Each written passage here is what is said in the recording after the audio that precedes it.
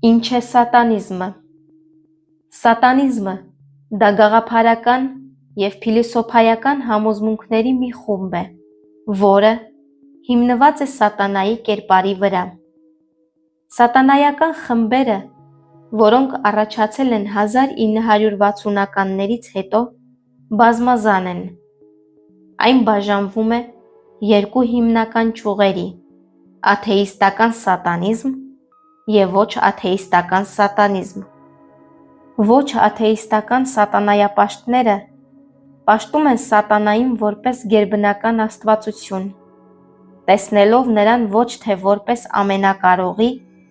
այլ հովապետի։ Ի հակադրություն ոչ աթեիստական սատանիզմի, աթեիստական սատանիզմը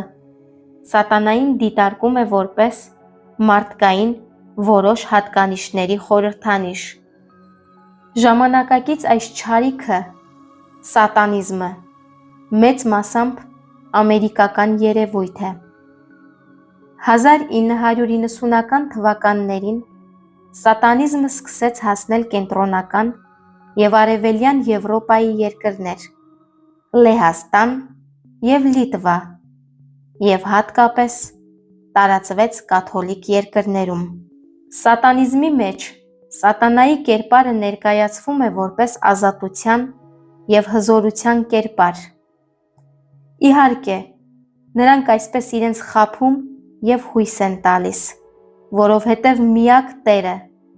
Տեր Աստվածն է, Սուրբ Երրորդությունը, Հայր, Որդի և Սուրբ Հոգի։ Որոշ պատմաբանների վկայությամբ, սատանային